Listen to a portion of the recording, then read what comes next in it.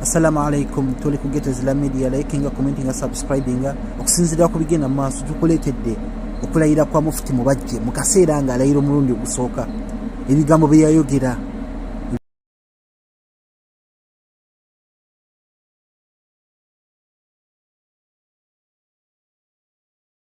tuli musageni, ebintu ebyo tusaana okuba nga tuddamu okubiyitamu. Tegereka abantu bino ebintu abimanyi. In fact mu kaseera akabasiraamu bwali weegasse, Mulangira Nakibinge yaliwo, Muzaata yaliwo, baani bonna baliwo, Sheikh Ahmad Mukasa omugenzi marhum yaliwo, bonna Sheikh Rajab Kakoza baliwo, bonna mu kwegatta kw'Obusiraamu ab'Enakasiro baliwo, wamashabaha dhalik baliwo. Speech ye katugiwulirize. Abatanaba kuwuliriza speech ya Muzaata ng'ayogera nayo nagitaddeyo before. Yiyo. Your Excellency, President of the Republic of Uganda, and the dear guest of honor, Muzaata Museveni,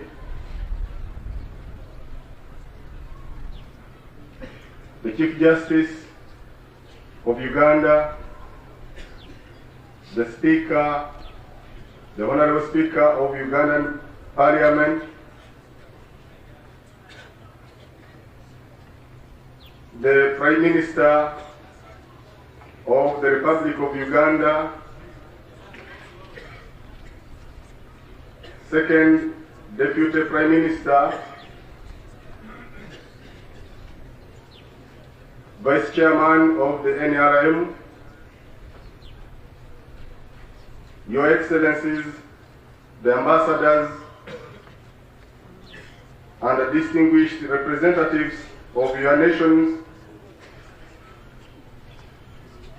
brothers, distinguished religious leaders present here, members of the Ummah Nabiyuna Muhammad sallallahu alayhi wa sallam, ladies and gentlemen, I salute you in the name of Allah, the most gracious, the most merciful. Assalamu alaikum wa rahmatullahi wa barakatuh.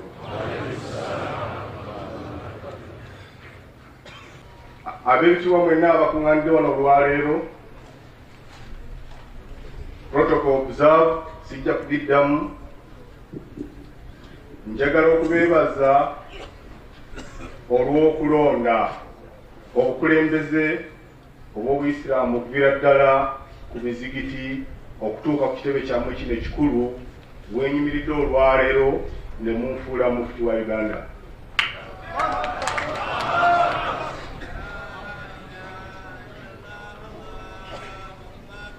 Ekyokubiri, njagala okubategeeza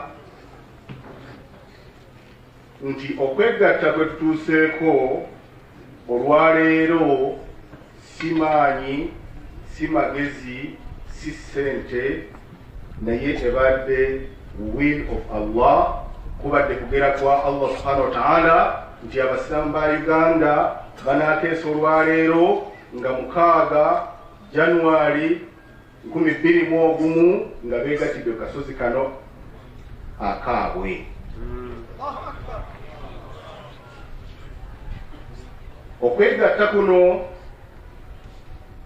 bwe nali njogera nga mbuulira abasiraamu ne bagamba nti kusoboka nga nniya zaffe ziteredde.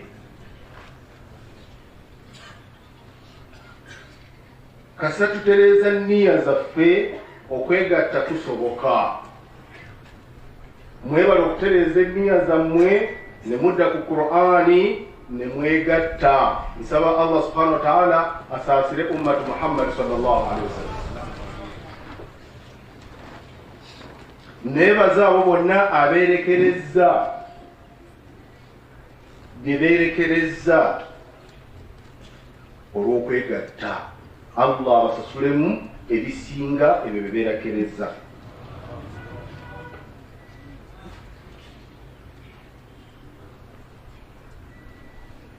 Omulimu gwe mumpadde buweereza. Nkiddamu nti buweereza.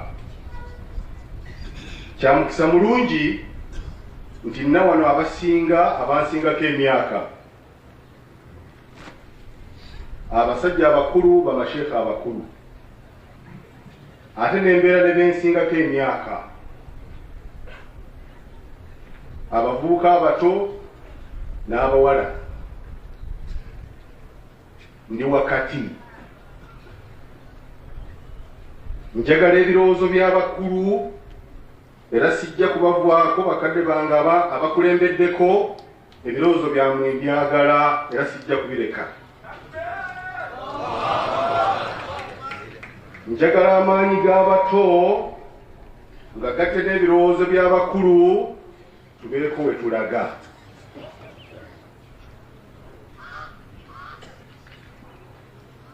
Ebyo bwe tubigatta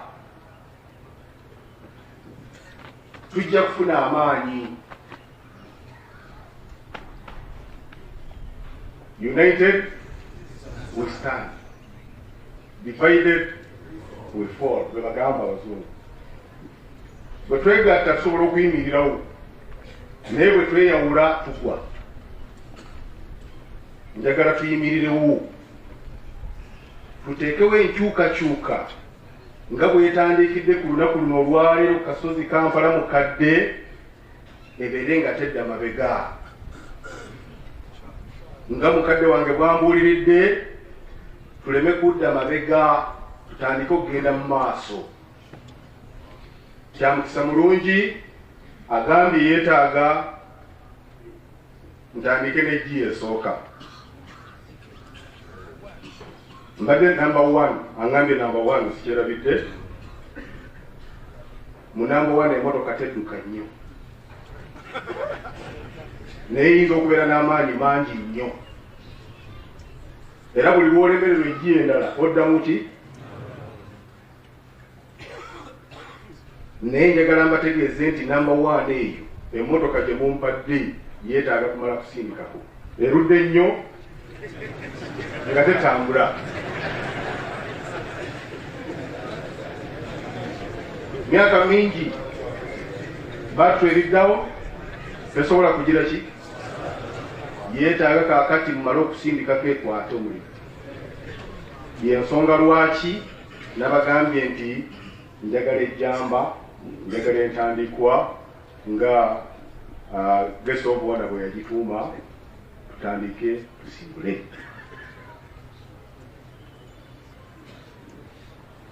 Waliwo olugero olugamba nti ettu ligira ki? Lifumita likyagira ki? Saawa eno njagala amaanyi gammwe.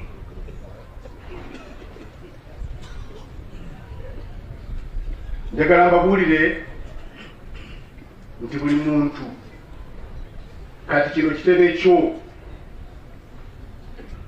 ofiisi yo, omusiraamu n'owenzikiriza endala, mwenna abakuŋŋaanidde wano olwaleero, kino kitebe kyammwe, mubeere nga muli free saawa yonna, mujje mumpe amagezi ngeri gye tusobola okulongoosaamu embeera zaffe ng'abasiraamu, embeera zaffe ng'Abannayuganda.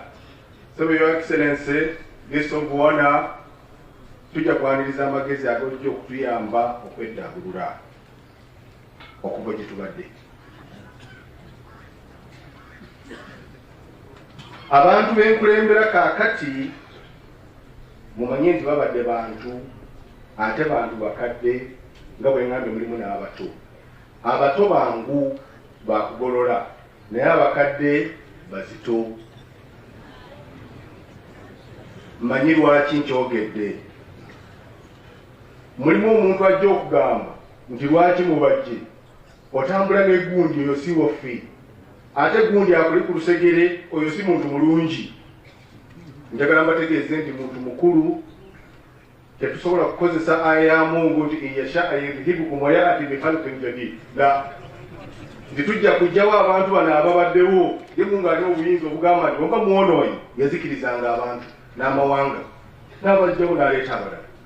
Naye nze mmwe bennyini ababadde mu nkaayana mmwe be bamu. N'olwekyo tujja kukozesa Qur'ani ne hadithi gye munkwasizza, insha Allahu ta'ala tubabuulirire batuuke ku ekyo kye tubasuubira okubeera.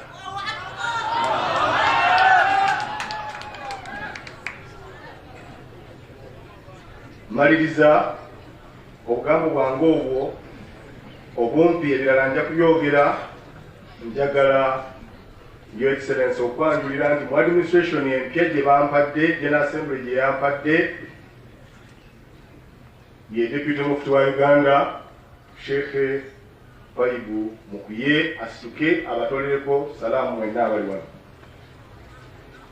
Assalamu alaikum wa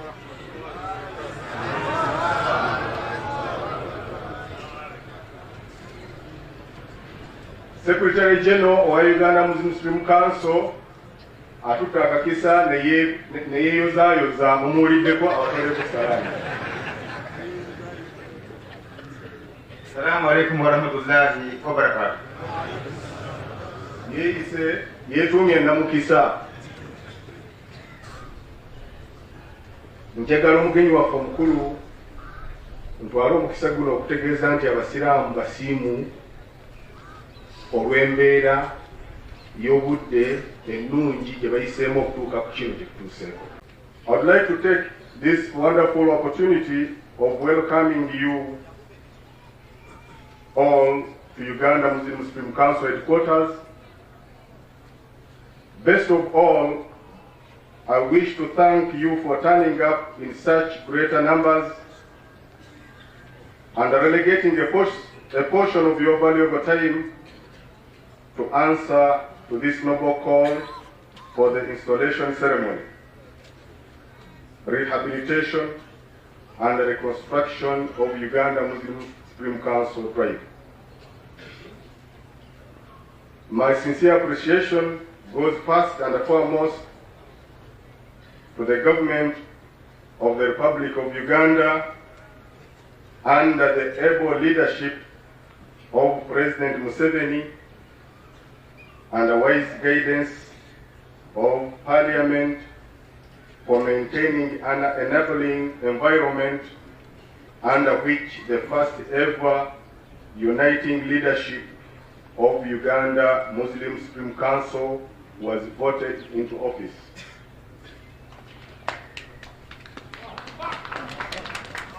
May Allah reward the tireless efforts of everyone who contributed in any way towards the success of the said Muslim election and the unity of Muslims in Uganda.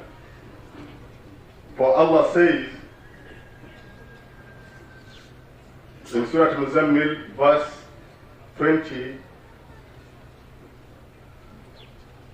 and whatever good you send forth for your souls, you shall find it in God's presence, inshallah ta'ala. To this I say, it is an achievement that needs continued efforts of all members to maintain stability for prosperity.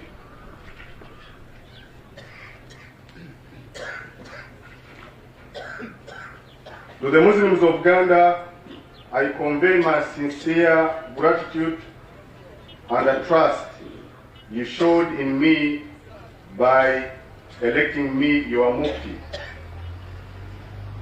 This is indeed a responsibility that I promise, insha'Allah ta'ala, to fulfill to the best of my abilities.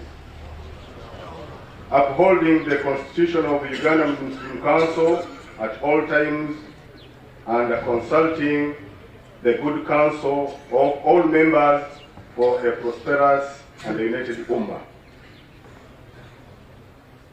As it is written in the Holy Quran that you are the best of society sent out to humanity to enjoin what is righteous and refrain from evil. أعوذ بالله من الشيطان الرجيم كنتم خير أمة أخرجت للناس تأمرون بالمعروف وتنهون عن المنكر وتؤمنون بالله. There is no doubt that Islam in Uganda shall continue to hold the mount of good example and humility, inshallah ta'ala.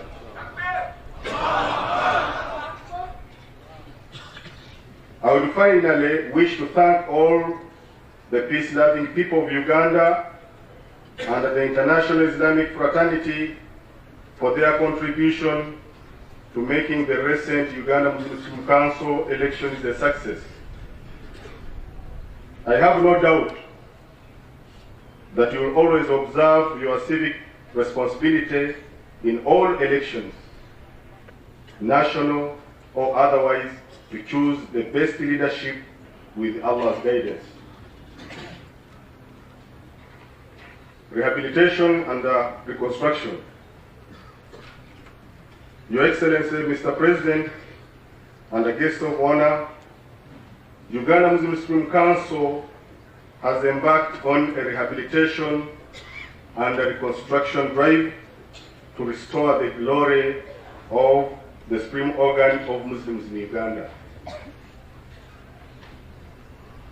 Since its inception in 1972, and indeed, like any other sectors of government, the Uganda Muslim Supreme Council has been affected by unconsolidated governance, and as such did not take any meaningful steps towards infrastructure and institutional development. With the peace and stability maintained over a 14-year period by the NRM government, under the people's will to put in place a uniting leadership, under the personal commitment of President Museveni to developing our country, Uganda, there is no opportune time better than this for the Muslims and all well-wishers to renew their commitment to progress through answering the call of rehabilitation and reconstruction. Way forward. My administration sees no better place to begin with than the stalled construction project of the National Mosque and the Uganda Muslim Supreme Council headquarters. Once complete, it promises to be a center of benefit not only to Muslims but all Ugandans as a center of learning and international gatherings of universal appeal. Your Excellency, invited guests, and the members of the Muslim Ummah in general, I would wish to address myself to you that from the state of affairs at Uganda Muslim Supreme Council, the reconstruction and the rehabilitation program shall begin from scratch. The basic necessities for the day-to-day operations of the Council are lacking, and as such, I call upon all members, locally and internationally, to support this cause through generous contributions, material and otherwise, for the success of the drive. I have addressed myself to particular issues, some needing your urgent action, in a programs and a projects document that will soon be circulated. I pray that Allah grant you the means to answer to our call as and whenever you are approached. I'm indeed most appreciative of the Uganda government's commitment to strengthening Islam when it granted us the land title to the property on which the promised Uganda Muslim Supreme Council headquarters will stand. Your Excellency the President, we are very grateful for your stand and your decision that we get that title. In the same regard, Your Excellency, Special thanks are accorded to you for the iftar dinner, which ended with saying Maghrib prayers at State House. Now I'm very proud, Your Excellency, that among the Muslims in the booklet I was given, I'm going to include, to add on another mosque or a prayer place, that is State House. This is the true spirit of freedom of worship that is guaranteed by the Constitution of Uganda. Thank you, Your Excellency. A global perspective in this new era of globalization, the incidence of crime and moral decay has skyrocketed to unbelievable proportions. We are but men subject to yielding to the will of Allah. Allah abhors all form of cruelty and injustice among humanity. Let us all show tolerance and understanding to fellow human beings. Let us sympathize and pray for our brothers and sisters in all corners of the world afflicted by war.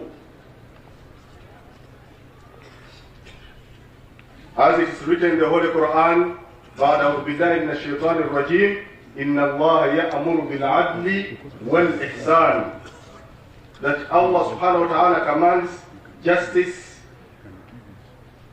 doing and a good deeds. I pray that Allah strengthens them through their times of trouble and that Allah enables them to overcome their plight. I pray that Allah strengthens our family values and that protects the family against evils of the world such as drug abuse and prostitution. For Allah is all-knowing, compassionate. وصلى الله على سيدنا محمد وعلى آله وسلم. Ibana indoza mulabye abasiraamu baali beegasse bonna, wallahi abasiraamu bunyumanga buli wamu, amaanyi gali mu kwegatta, bana tufube empenda zonna okulaba nga twegatta. Tegereka speech tugiwuliriza ya Mufti Mubajje mu kaseera ko yali 21 nga 6 January 21. Naam, n'ebirala mubirindirire, ninda kubatirako ne speech ya Museveni yayogera nayo.